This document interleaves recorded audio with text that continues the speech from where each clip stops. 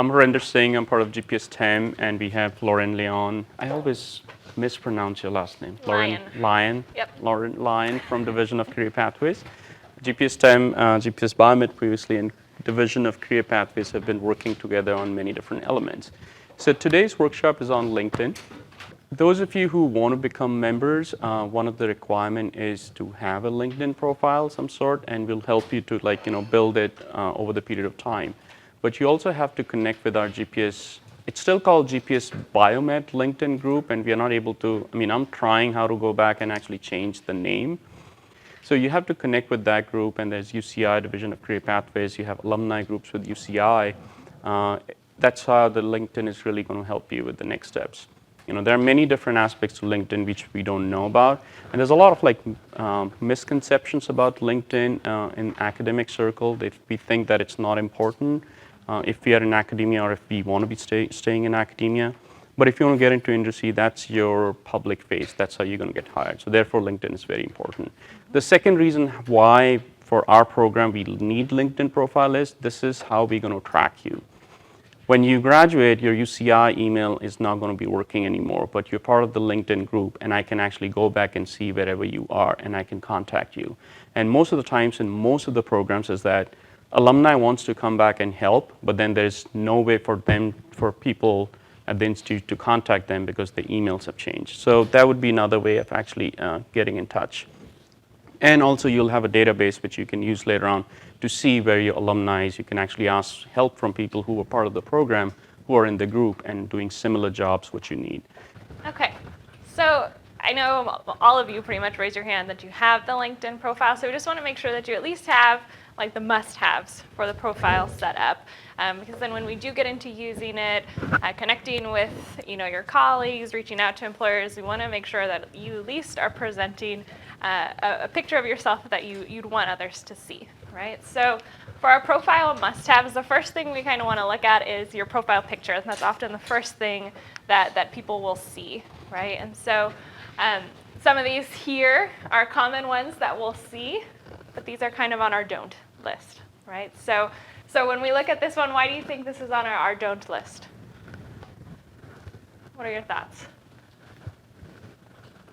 Let's say why top two are, you shouldn't have those top two kind of pictures. Yeah. Yeah. No, shout out. Don't worry shout out, about the faces. Harder it's just to see like faces. the ambience. Yeah. Personality. Right. Yep. There. Mm-hmm. Yeah. Yeah, absolutely. This should be your focus, right? So it should be you. It should be your shoulders up. It's not necessarily your poster presentation. It's dark. It's harder to see your face. What about the bottom ones? What do we think? Not smiling, right? We see this a lot on our LinkedIn profiles. Most of the time, employers, if they're already applying to a job, right, or you're connecting with someone, they're looking at your LinkedIn profile.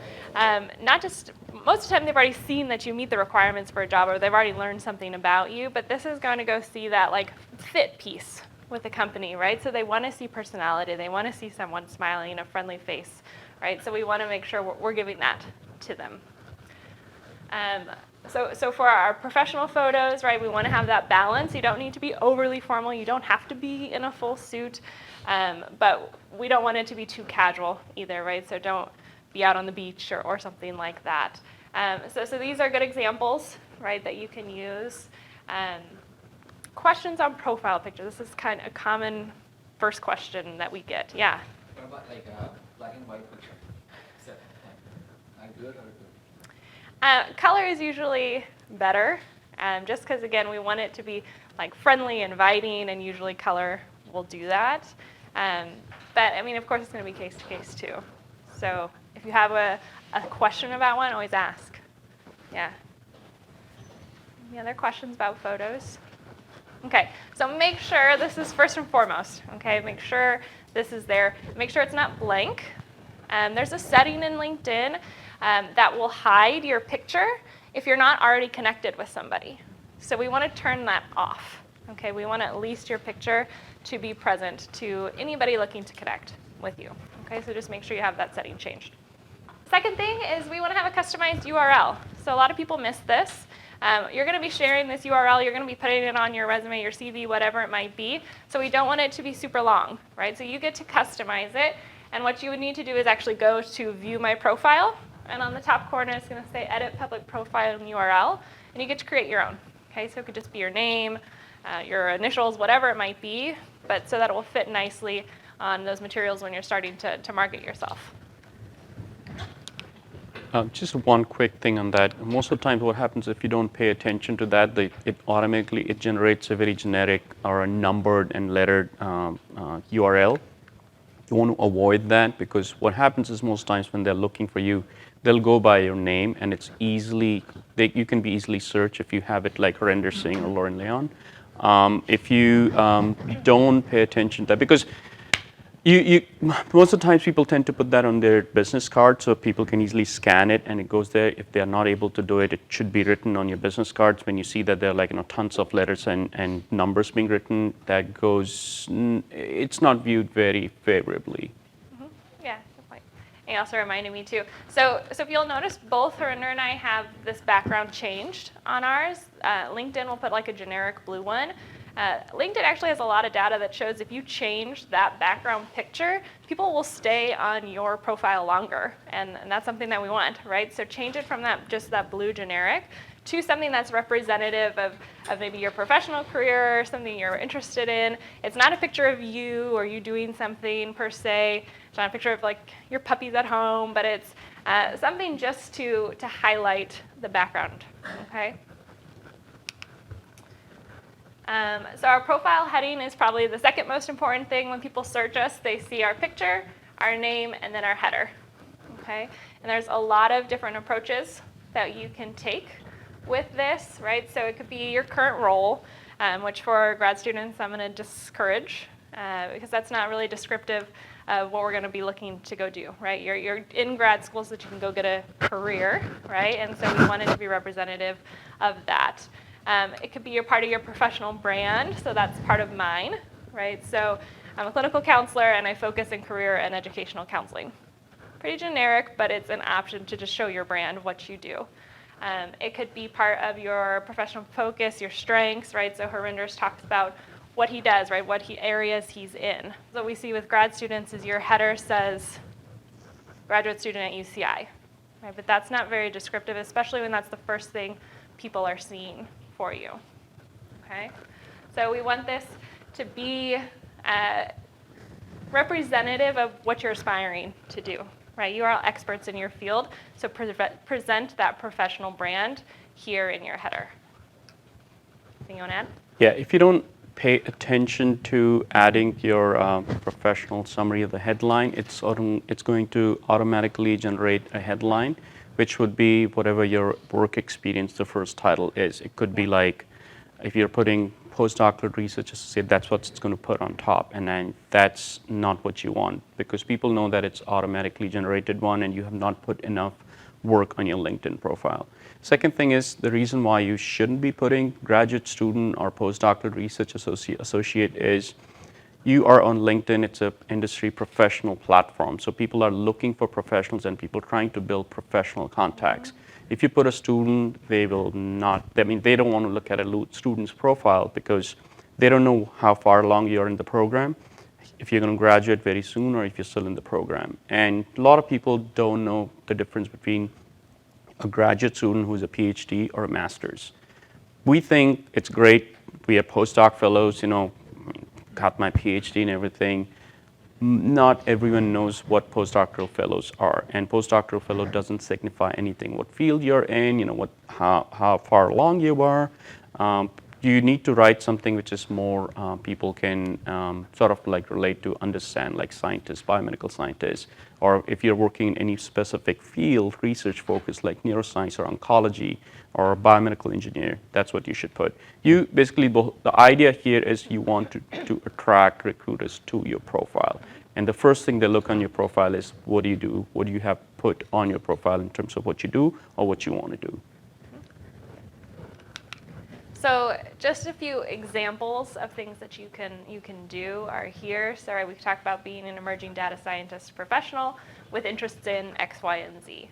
right? You can still have that you're a PhD candidate if you're postdoc, if you feel like that still is part of the brand that you're wanting to represent. But again, like Harinder said, like we want to present you want to present yourself as already a professional. When people are reading your documents, you want them to see you as a colleague, not a student.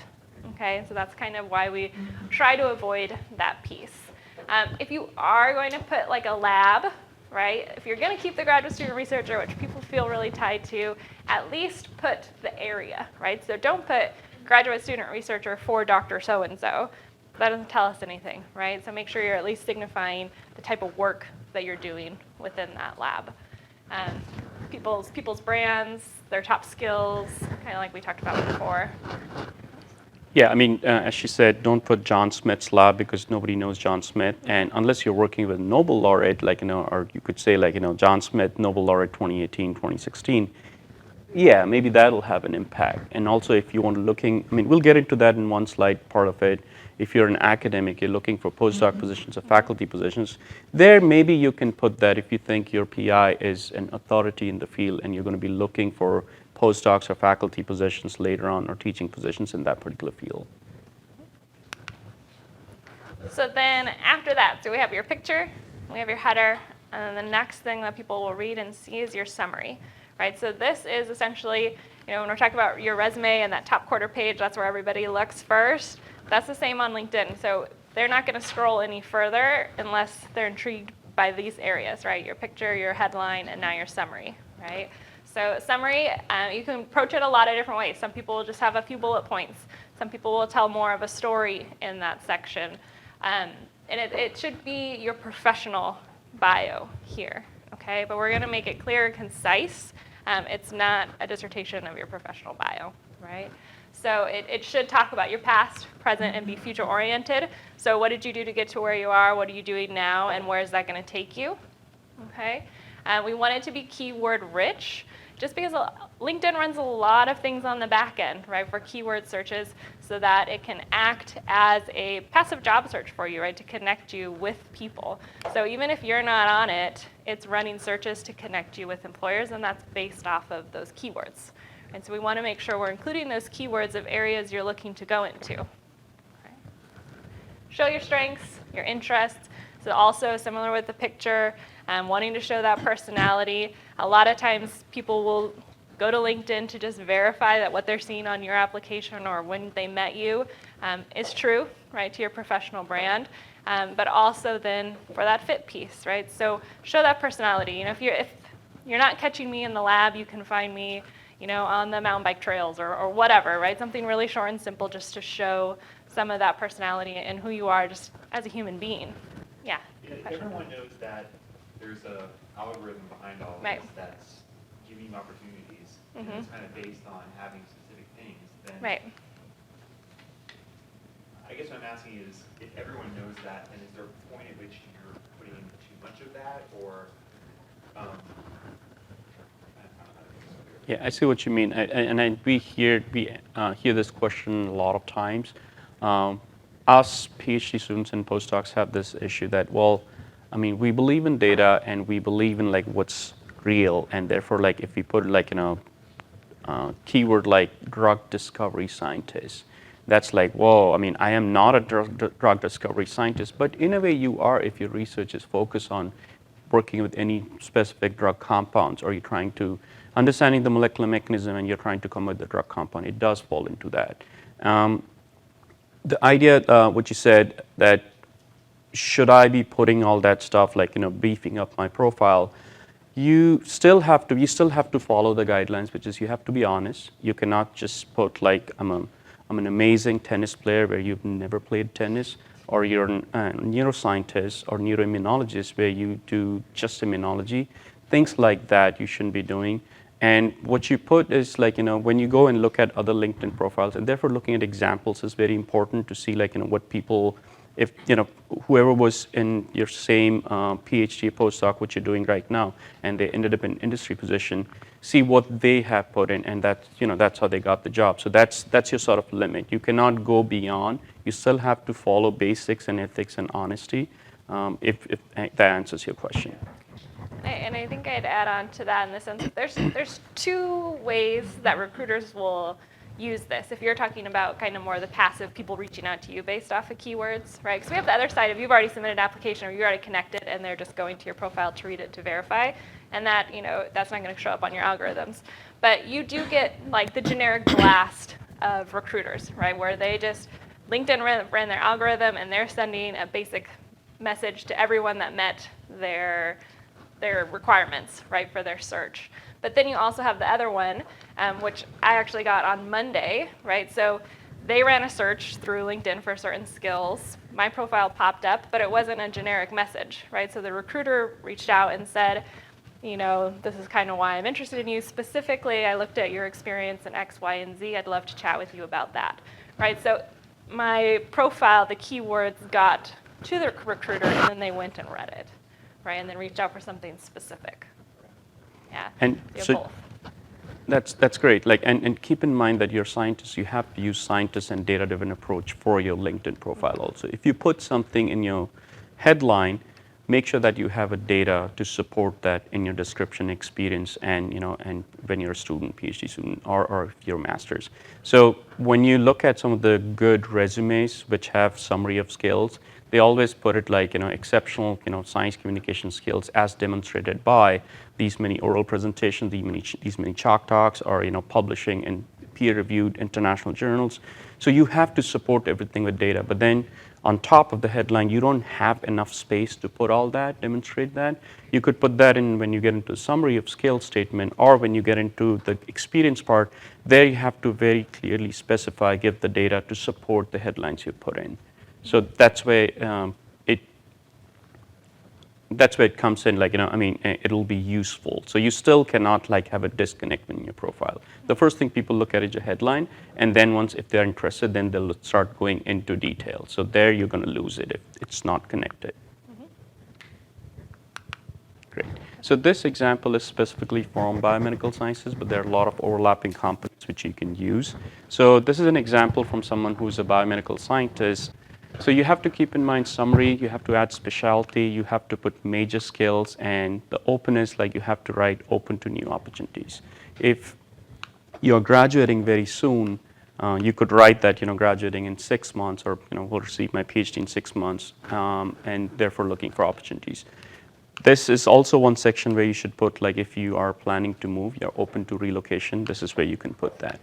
Now, going back to the headlines, program manager. If this person had PhD and postdoc experience, and now they're working in industry. So the person puts program manager because they've been involved in some sort of program, managing a program. So if you don't think you do that, you don't have to put it, but you could put things like project management. You work in your lab doing tons of projects, maybe more than one project you manage. Even if you manage one project, that's still being a project manager, right? Because if the industry recognize you from those keywords, they won't say that you ran this research project, and that's just very ambiguous, and they don't understand that. Drug discovery and development, as I was saying, if you think there is any relation to development of drugs or identifying therapeutic targets or finding drug candidates, then you can put that because you're going to be supporting that here in this description. Scientific consultant, if you do some sort of consulting, you could put that, but if you don't, that's fine. There are a lot of, I did a lot of freelancing for writing, and those are considered as scientific consultant. So you can write that consultant, and your experience, you can describe this freelancing science writer, and then get into details how you consulted for that. Go Badgers, if you're a sports fan, anything, it is good to sometimes put it because people want to see that you have work-life balance. You're not that nerd sitting in lab and just never getting out of the lab. So this is important. If you want to put it, yeah, it's okay. It doesn't go negative. It doesn't affect your profile negatively. I'm not a super big fan of the way this is being put with a lot of description, but then I'm really big fan of how they've made sure that there are tons of keywords in it. Highly motivated PhD scientists. Some people have problems with well, every PhD student is highly motivated, but third year, fourth year, you don't know what's going to happen, right? But you're still motivated because you're actually motivated to get out of the situation you're in. You want to graduate, you want to get that postdoc, you want to get into industry. So that does count as motivation. And you won't see this in a lot of places because what's the number? Every year there are 30,000 PhDs getting into the program, and multiply that by 5, and some people are graduating in 5 years, and some people in 7 years, some people in 4 years. So the rough number they say graduating are 60,000, and 80% of them tend to, for whatever reasons, default into postdoc positions, and multiply that number, and then imagine how many of them, postdoc minimum people do 4 or 5 years. So when you have a LinkedIn profile, you say that, not right this motivated, then people are going to be one of those 100,000 PhDs and postdocs who are out there. You have to make your profile stand out. So therefore, motivated PhD scientist or motivated scientist is something you could put. Strong project and program management experience in this thing. So this is a professional, so you don't have to get into that, but you could actually take the project management skills part. As a biomedical scientist, I have a good understanding of the areas of gene regulation, aging, oncology, clinical research. Yeah, you should put that if this is the kind of jobs you're going to be looking for. This could be either industry research, it could be postdoc positions, it could also be like science medical writing, it could also be data scientists. These days almost every field they need data scientists. If you have biomedical background or engineering background, physical sciences, they are looking for data scientists. So that's where you can actually put in that thing. If you have any knowledge of that, if you've taken any courses, you could do that. If you're trying to connect your courses you took in the past and the kind of job you're going to be looking for in future, try to find an innovative ways to connect that so that people notice your profiles. You have a cross-disciplinary background. I have good understanding of the areas of this, independently led and managed multiple projects. Bam, this is a great keyword. Look at that, highly motivated PhD scientist, project management, program management, biomedical scientist, independent. They are looking for independent people. They want to see who can run the project by themselves. The definition of independent sometimes is like, oh, the person can do everything by themselves, they don't have to work with anyone. That goes negatively. So therefore you have to add team player also. You can take decisions independently, you can lead the project, but still you work in teams.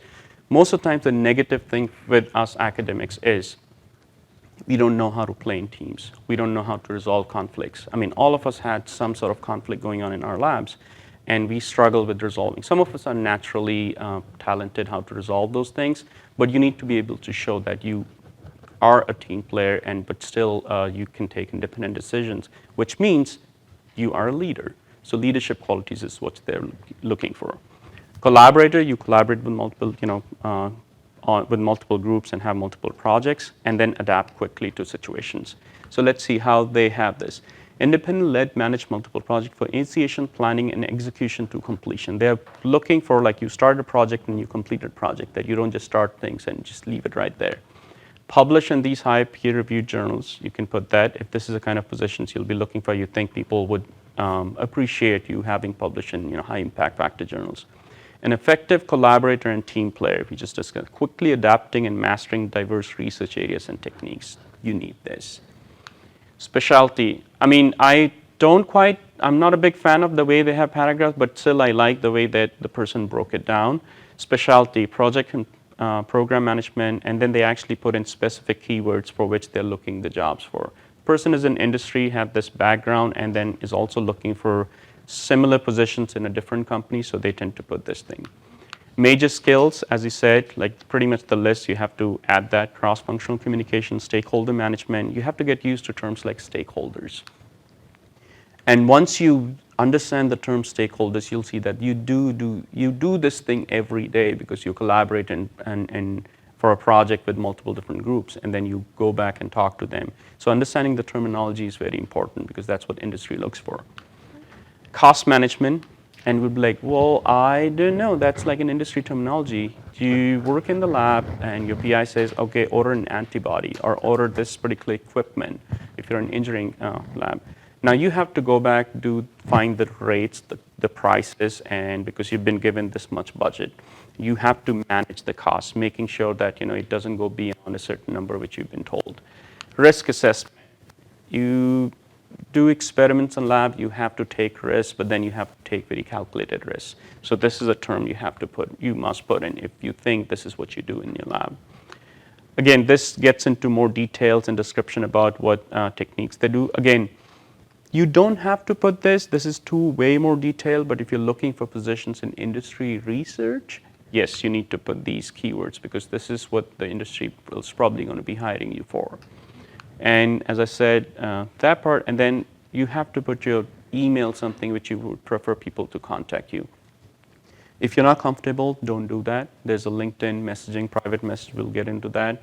That will give an opportunity for people to write to you and you can answer to people. Do you have a question? Yeah, well, two things. One, actually, can you explain what stakeholder management is? And then two, like for these various things, like for example, let's just say stakeholder management. Should I have another place where I go into like how I was that, or Yeah. list all of these things? So when you, again, as I'm saying, headline, you put that, it's like a broader thing, and you slowly get into like, maybe here you're starting to trim down, sort of giving the extra terms to support what you wrote in headline. When you get into the experience part and you describe you were at UCI and you were a project scientist, and then in those bullet points, that's where you actually put in stakeholders. So you're going to take each and every term out and actually put like organization skills. Then you describe that in one sentence. Project management, that's like heading, and then you describe the project management. So you need to do that. That's with an evidence you're demonstrating that. So I think a lot of times I've seen that this is a mistake. If you already have a PhD, just put Harinder Singh PhD. A lot of people do this mistake. Dr. Harinder Singh PhD, oxymoron. You don't need that. Just if you have masters, you should put masters, MSc. If you have MBA, if you have MA, put that. If that's your latest. You could put BS also, but then, it doesn't hurt if you want to show that you have, of course, everyone has bachelor's.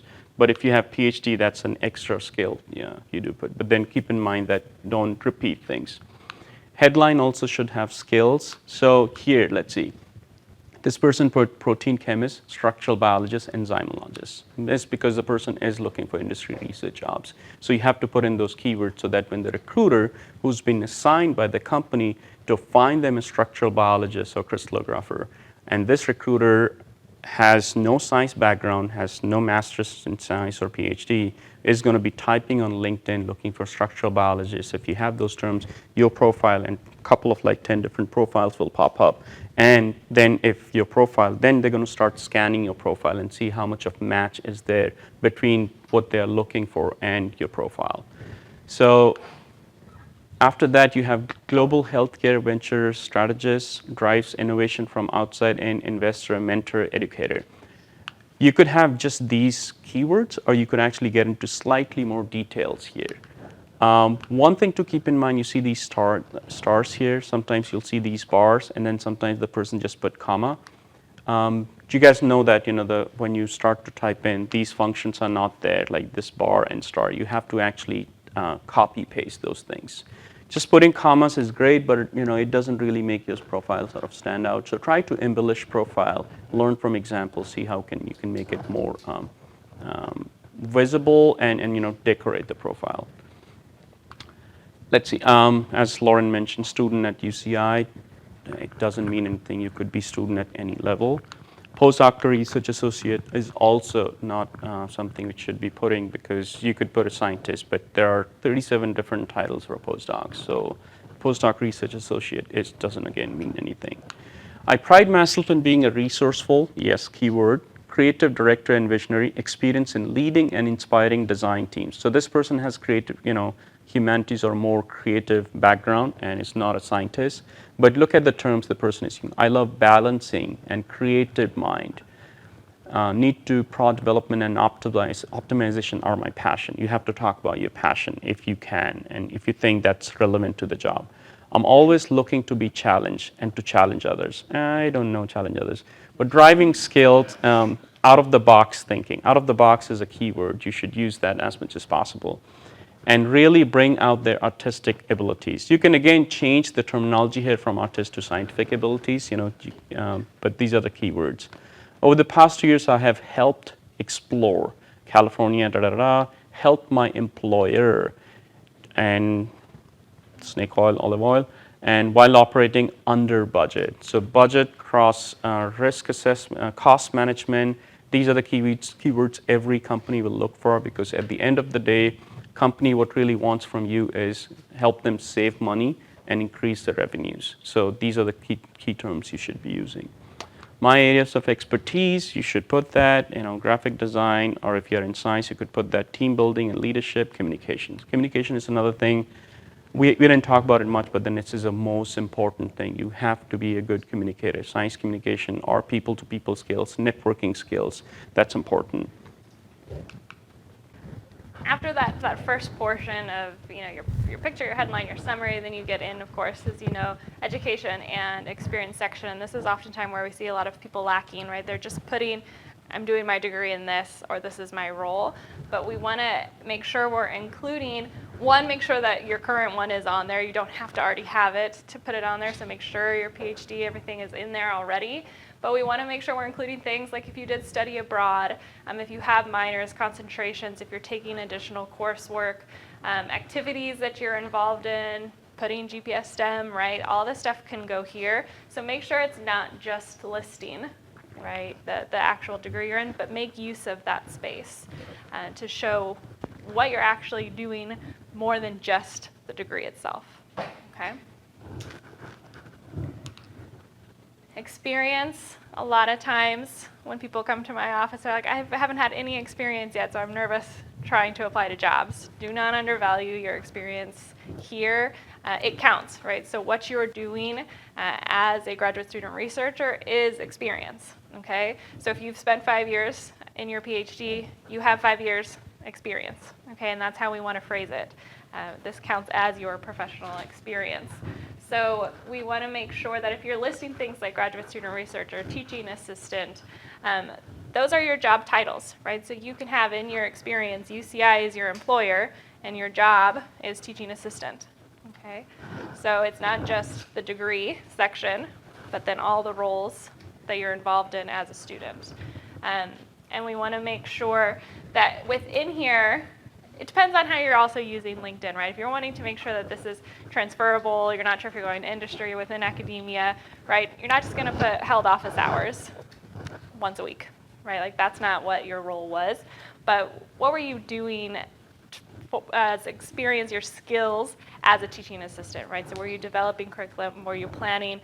You're also, this is the class, you're managing that class, right? That project, that program, whatever, how you want to phrase it.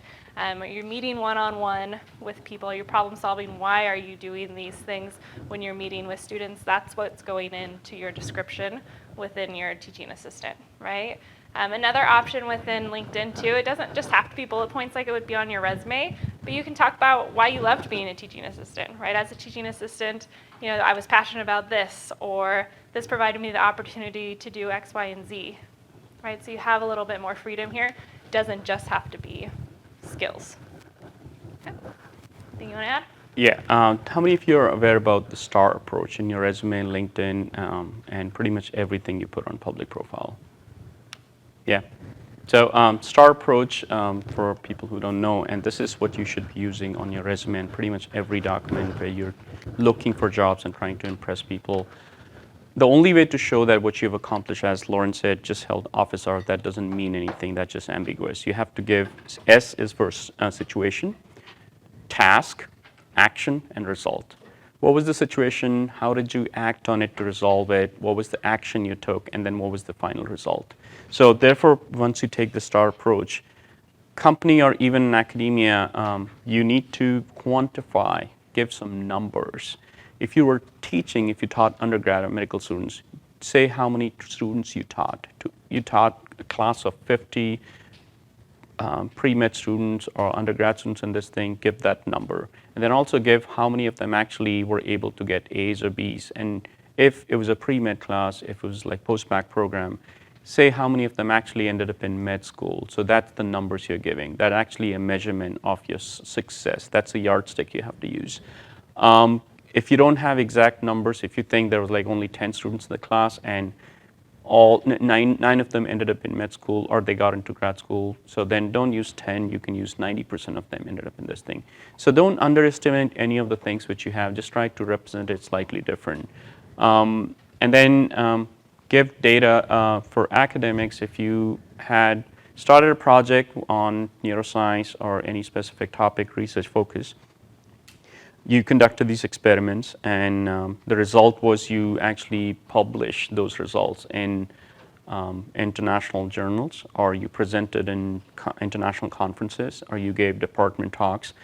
Give numbers. You gave 5 department talks, published 4 peer-reviewed international journal articles, or you presented in these 4 or 5 scientific international scientific conferences. The numbers are a very important thing. So as I said, budget, cost management, risk assessment, STAR approach, giving the numbers. So this is part of my LinkedIn profile. May not be the best one, but at least I tried my best before I got into this job. So maybe I need to go back and change some of the things after this workshop. But look at what I did. Can I take this? Thanks. So I was a lecturer when I was a postdoc. I taught physiology, biophysics, and the pre-matriculation program. I designed the curriculum. Some people just write like, taught this thing and that's it. But I did design the curriculum. I prepared teaching material for undergrad and master's students. And I have to specify what was the teaching focus. And then get into like something more which people can understand. Molecular basis of neuropsychiatric disorder and impact on society economy. So these, you have to use something very generic keywords, and then also have to say like, what was your exact responsibilities in that? Just taught doesn't mean anything. I actually had put the whole PowerPoint in there so that people can see what I'm saying is actually true. But what you could do is, if this PowerPoint exists on some public platform, website or something, you can just put a picture and link it to it so that people are able to see more specifics of what you're talking about. Otherwise, you could also just I put in just like an image of my first slide from my presentation. I was a postdoc research scientist. I was involved in biomedical research, and I talk about, you see like how I really break it down. If you wanted to talk about my actual research, 90% of the people won't even get it. But then when you use terms like disease mechanisms and biomarker for neuropsychiatric disorders, this is a little bit more understandable. People can get it. Mechanism for antidepressant drug, cardiovascular pathology, that's also what people can get. People who have PhD in the companies who are looking for people like me with that kind of background. Communicating scientific science. If you open this up, you'll see, I talk about communicating science communication, project management skills, program management, all those things. Then, along with this, as Lauren said, while I was a postdoc, I was involved in tons of different things also, and that was while I was at UIC. So this is a new function in LinkedIn, maybe not that new for you guys, but when I started, this wasn't the case. Every time you put something which you did at UIC, you had to put it as a separate thing, UIC, UIC, UIC. But this time it actually breaks it down. Everything you did at UIC, it's going to list it as everything was done in that place. So I was a postdoc and president, vice president, whatever, in our newsletter, and then I added things like strategic planning to enrich postdoctoral experience at UIC, served that liaison between university officials and postdocs, chaired the career development symposium. So these are the specific details I'm giving. So when I give up there in my headline, organization skills, project management, this is all the evidence for that, what I did. Getting into this guy, I think this guy is, I don't know, guy or girl, but this person is, I think, still a postdoc. Research associate, the person is actually a postdoc. Assay developer, you do tons of assays in lab and you do develop assays. If not innovative, you're not doing, Nobel laureate kind of assay discovery, but it could be, but then you are developing assays. Science communicator, you communicate science in many different. This is the one thing you can always use, science communication or communication skills. Applied multidisciplinary approaches to perform structure function studies and you get into details there, but then at least your starting point should be more generic, more keyword oriented. So this is again details. You can get into that depending on if you want to showcase that. Optimize buffer, and some of you who work in labs, you're like, optimize buffer, I do that 10 times in a day. What are you talking about? Why do I need to put that in there? But that's what counts in industry or in fact any other job sector. If you recognize and understand what you did every day, you thought this was my job duty every day to do, but you realize that this was an important part of the whole process. Optimization, titration is a very important part in any job. And then you get into like more details if you want to. Develop new approaches, and you do use many new approaches to tackled your scientific problem. Reduce lab expenses on reagents. This is the part which I was talking about. You buy stuff, you have a budget, and you try to cut corners. If not you yourself, your PI is telling you like, all right, man, just don't spend $300 on this antibody. Go talk to them, ask them for a rebate, see if you can get discount. And you are actually working. You put that as an experience there. Recipient of this award. So a lot of people just put like very thing, Frank Baldino Award for research something. That's it. You have to give details about what that award was for. And also if you could give like specific on how many people like actually get that award. Like if only 5% of the people who apply get that award, put that number in there. That says a lot. Getting to this is another part of your LinkedIn profile. In order to complete the profile, you have to ask people for recommendation, people you work with. This is another part of completing your profile. When you give headline, demonstrate that, give an evidence. Now you also need to support it by like what other people say about what you did. So ask people who are in your field, if you have worked with them, to give you references. Ask them to keep it short. And what LinkedIn does is actually, once they write a recommendation letter for you, it first sends it to you and says, Harinder, are you okay with what these people, they have written? Then if you want to edit that, if they put in too much jargon, reach out to them saying that, okay, can you trim that, please? And most of the people are okay doing that. Because it actually takes time to write things down. And if you tell them what you want, it's easier for them. And I know one of my faculty, like graduate advisor, she put in the whole reference letter, 2-page reference letter, which she wrote for me when I was applying for postdocs. And I was like, no, Dr. Kirby, can you just this is what I'm looking for. And she was fine. So, and then make sure that, when you get the references, people who are in multiple different fields or people who are in the fields into which you want to get into. Don't ask for recommendations from your peers. Don't ask your friends and all that because that gets reflected. If you work at UCI, you're a postdoc, and this also says postdoc at UIC, no, it's not going to work out. And then once you've done that, you write recommendation for them also. Once you ask them, you say, let me know if you want me to write something for you. And people would love that. So this is how you're building the connections there. Similar with recommendations, are you all using the skills feature? Have you put in your skills? Are you endorsing people on those skills? Are they endorsing back? Good. And so LinkedIn also does algorithm with similar to recommendations of if someone is highly skilled in that area, right, and they endorse you, that weighs more, right? So we want to make sure that we are utilizing our connection in that way as well. So reciprocate, right, for those skills, and make sure that you're trying to get people who are also highly skilled in that area. Accomplishments, make sure that you're filling this section out, right? This is kind of going towards the bottom of our LinkedIn, but a fantastic place to start to just put some of those things that you've done and start to create your brand in this sense as well of what you are accomplishing throughout your work. Courses that you've taken, especially if it's those relevant courses you can add here. Your awards, like Harinder was saying, if you can kind of denote how prestigious that award was, right? Was it a national award? You were chosen 1 of 10, right? Make sure we're putting that in there. Organizations you're involved with, especially if this will show to your fit with the company, right? So if you're applying to, a green company, and you can say that you're involved in other green organizations, that's going to show more of that culture fit. Your publications, different projects, if you speak different languages, interests and volunteer experience also can help with culture fit, right, when someone is looking through your LinkedIn profile. So just make sure that you're not leaving these blanks, right, that there's a lot of opportunity to show more than just your basic education and your experience. So try to put like links for everything when you put in publication, and it gives you can either just copy paste the title of your publication, but then titles of your publications are very scientific and they're very detailed and could be very technical. Break it down. It gives you an option to actually write it more generic, something which people can understand, and then link that publication to PubMed so that people, if they want to know more, they can click on that publication and go read it. Language part, you could put if 5 languages, but if all the 5 languages are relevant to the field you want to get into. You could put French or German if you think you're applying for postdoc or jobs in Europe. If you are applying for United Nations jobs and WHO, a lot of people do that, so it's good to have all those languages.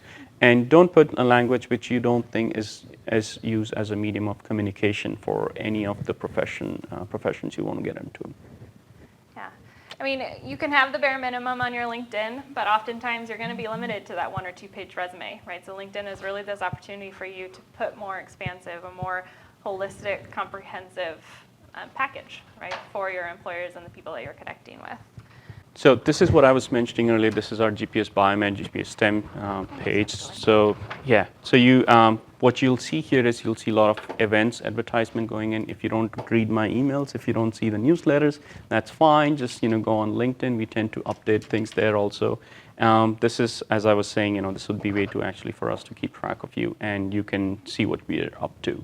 Alumni network is what we should get into. Yeah, you could do see all. And then you can actually go down, and there are people, let's see if they're popular, alumni in different professions. So Emma, she was she was my predecessor. She's now Scientific Affairs Manager at NeoTrack.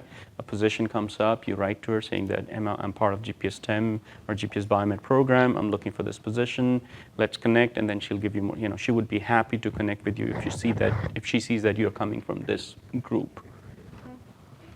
So how many are you connected with UC Irvine's page? Anybody? A handful? Not very many.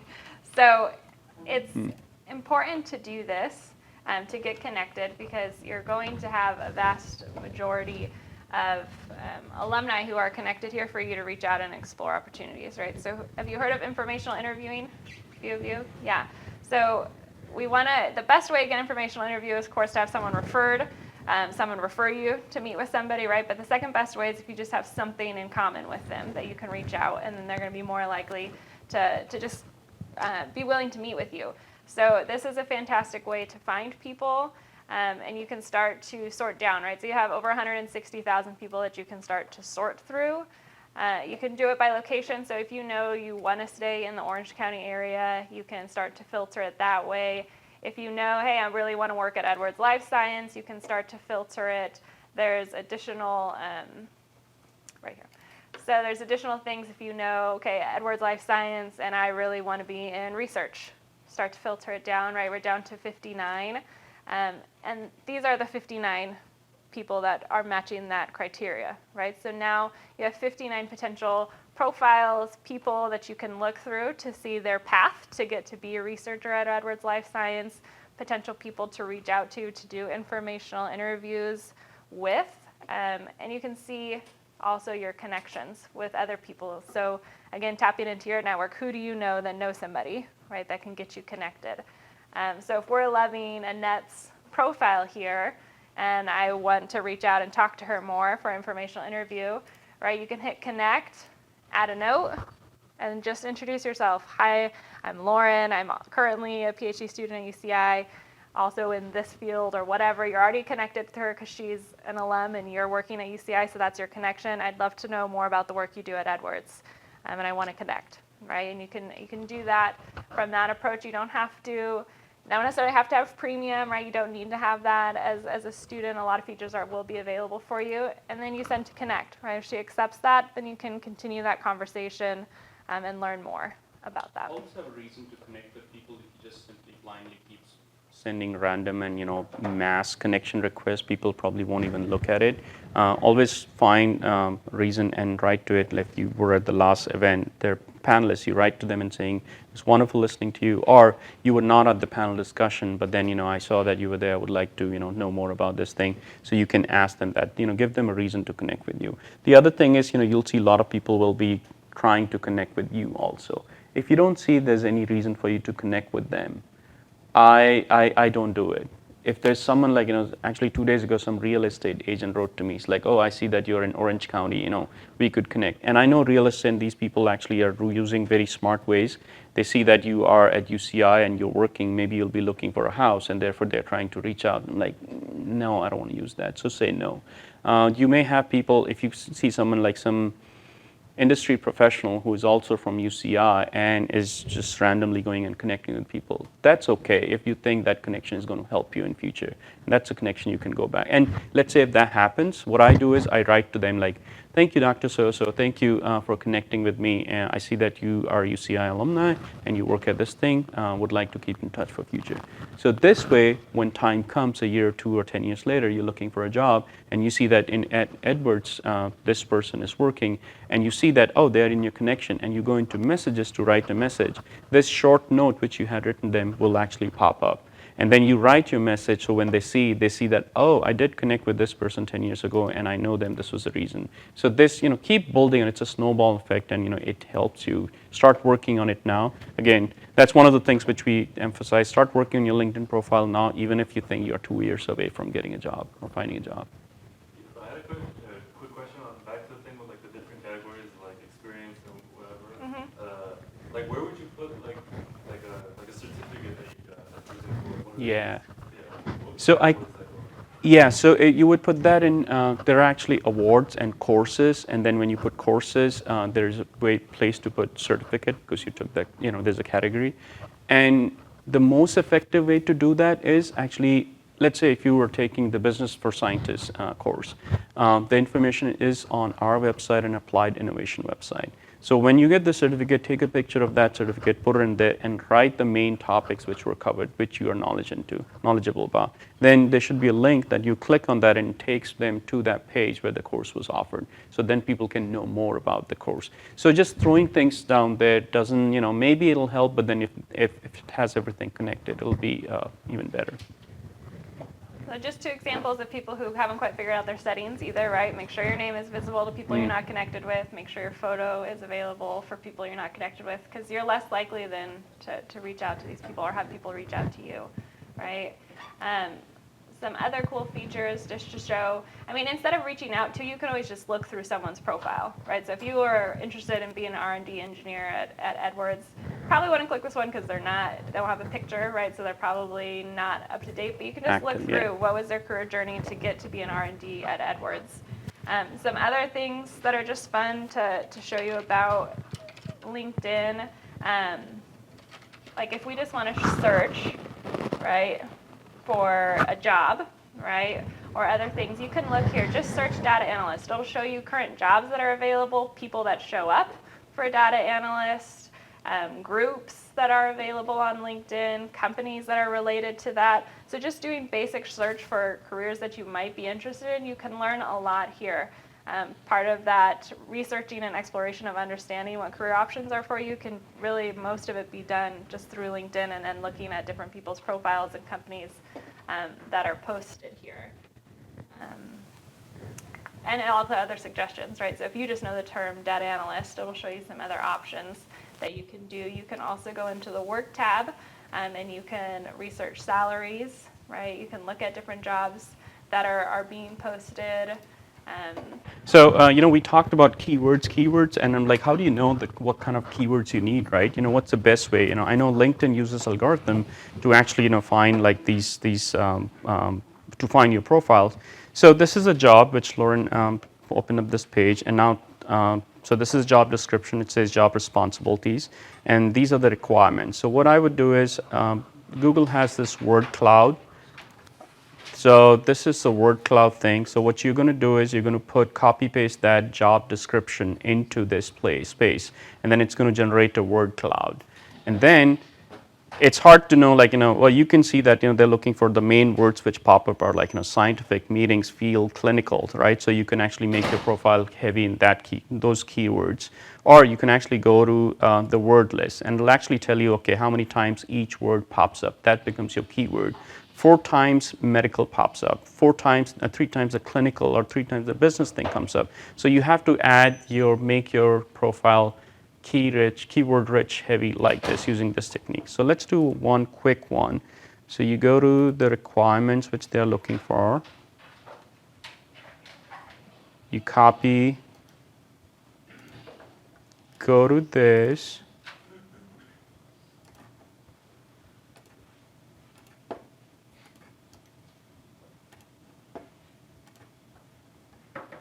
Generates the word cloud. You can ignore these words. You can go back and remove the words like the experience and organization stuff, but then what comes up is biology, client, customer, ability, business, and then you go into this one, and you see same thing, you can actually get a list of keywords from here. Client, customer relationship, organization, proficient, and it seems like they're looking for proficiency in something. I'd look into that thing again and see what specific proficiency they're looking for. They're also looking for certification or license in something. See what they're looking for. See if you have that or if you can get that while you're applying for those jobs. So this is your most effective way to actually apply for jobs. When people come, as I said, there's an algorithm, they will look at the keywords, and based on that only, they will come and look at your profile. Use the same thing for your resume also. So when they look at LinkedIn profile, they'll send you an email, they'll ask you to send them your resume. This is how you should do your resume also, and copy paste those things, see what words pop up, and then see how much of matches there. You can actually also use this word cloud thing to see, we copy pasted the job description. After that, take a snapshot of that, take the list of words, and then you copy paste your resume or your LinkedIn profile, and then compare that how much of match is there between that. Most of the times, what was that last time we heard? I think there has to be more than 50 to 60% of the keyword match. Then only they'll actually look at your resume or look at your profile. Keep that in mind. Actually, somebody, and I know that this probably would be a natural question, like, well, you asked me to do this. If I just make my profile keyword heavy based on the job description, that would be lying. I don't have those skills. You don't have to put all of them which they're asking for. Put the ones which you actually have and put them on top, which you think are the most important ones. So it's not lying, you're not being dishonest, but you're actually using the approach which they use. You want to play their game, how they hire people. Great. The other thing I get questions a lot is, okay, so I met 25 people at this conference and I connected with them, but I'm not ready to necessarily lean on them for anything. I'm not ready to say, hey, I'm looking at a job at your company, can we connect, or whatever it might be. A good way just to stay in contact in that kind of space is to like their posts, comment on their posts, right? That's just like a more passive way to stay engaged, have your name continually pop up on their feed, right? So that they will remember you when you are ready to reach out a year from now, 2 years from now. So that's a pretty easy approach to keep in contact with your network. So LinkedIn app is there on your phone. How many of you have that LinkedIn app on your phone? Get it.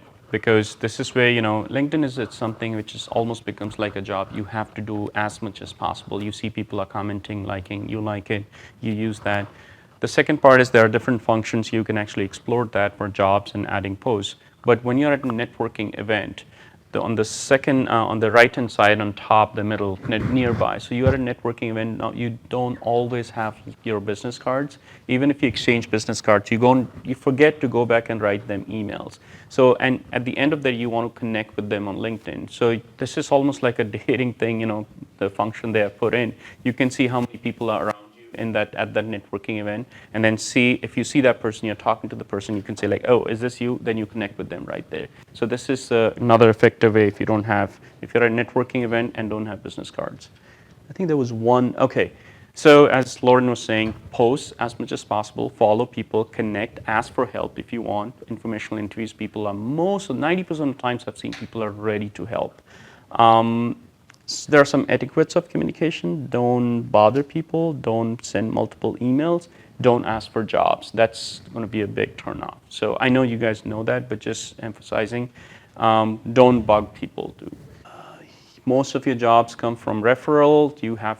Your primary connections are important, but then see who they are connected to.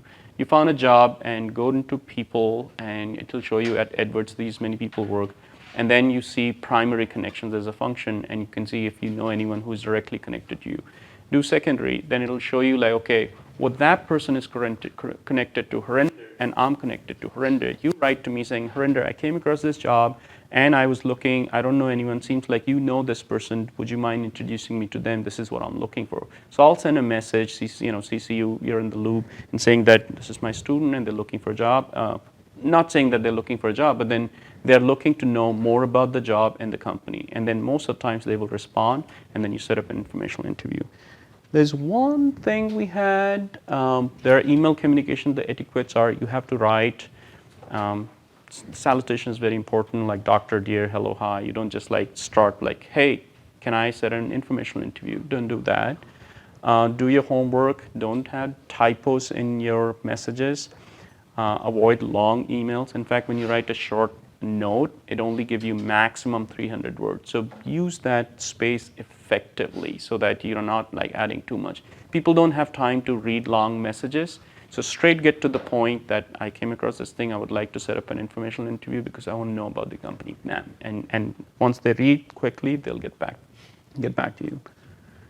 This is an example which Lauren wrote after we came back from site visit. Yeah, so I mean, we went to a site visit Vertex, so it was sent something similar to this, right, to all the people that I met there at Vertex that day, right? And so when I went to find them connect, this was the short message that you put in, right? This was a similar one that I pulled from my messages from someone I met at a conference that I went to. So again, short, simple salutations, right? Make sure that it's sounding professional.